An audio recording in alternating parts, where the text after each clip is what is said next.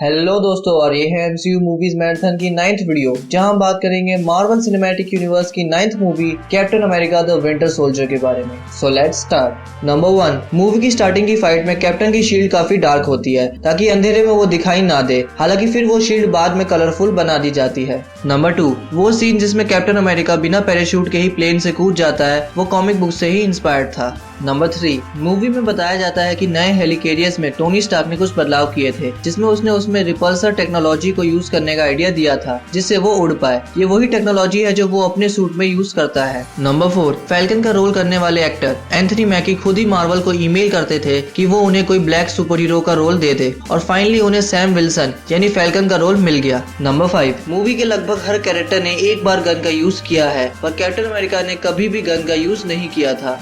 Number 6, इस movie में हमें ब्लैक विडो यानी नताशा रोमानोफ का असली नाम पता चलता है, जो है नतालिया एलियानोवा रोमानोफ, और ये भी पता चलता है कि ब्लैक विडो का जन्म 1984 में हुआ था, उसी साल जब उसका रोल करने वाली एक्ट्रेस स्कारलेट जोहानसन का भी जन्म हुआ था। नंबर 7, मूवी में हमें ये भी पता चलता है कि अब SSR, वो एजेंसी जिसने स्टीव रॉजर्स को सुपर सोल्जर बनाया था, उसकी जगह अब एक नई एजेंसी बनाई गई थी जो थी शील्ड, जिसके फाउंडर्स थे पैगी कार्टर, हावर्ड स्टार्क और colonel Phillips. Number 8, captain America की डायरी के जो नोट्स थे वो हर देश के हिसाब से अलग अलग लिखे गए थे। नंबर 9, मूवी में नताशा ने एक एरो यानी तीर वाला पेंडेंट पहना था, जो उनके दोस्त हॉकाई का ही एक रेफरेंस था। नंबर 10, मूवी में पहले हॉकाई का भी रोल हो सकता था, जो बाद में हटा दिया गया था। नंबर 11, सिटवेल जिन जिन लोगों को हाइड्रा के लिए खतरा बताता है, उसमें एक नाम स्टीफन स्ट्रेंज का था, जो बाद में डॉक्टर स्ट्रेंज बनता है। एक नाम ब्रूस बैनर का था, और एक और इंसान की बात की जाती है जो कायरो का एक रिपोर्टर है, जहां शायद मून नाइट की बात हो रही थी। नंबर 12, ये MCU के फेज 2 की तीसरी मूवी थी, और इसमें भी एक कैरेक्टर का हाथ कट जाता है, जो बकी यानी विंटर सोल्जर का हाथ था।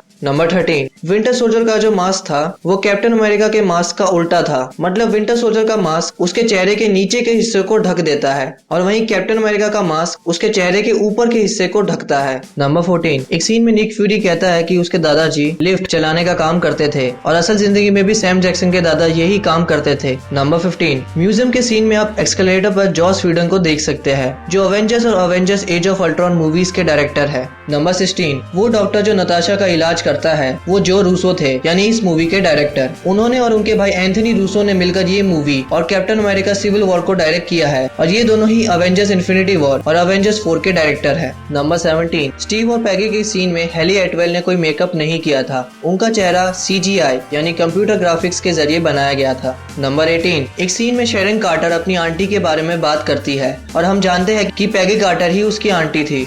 नंबर 19, शेरन कार्टर के रोल के लिए भी बहुत सारी एक्ट्रेसेस के नाम सामने आए थे, जैसे फेलिसिटी जोन्स, एमिलिया क्लार्क और एलिजाबेथ ओल्सन, लेकिन फाइनली एमिली वैन कैम्प को इस रोल के लिए चुना गया था।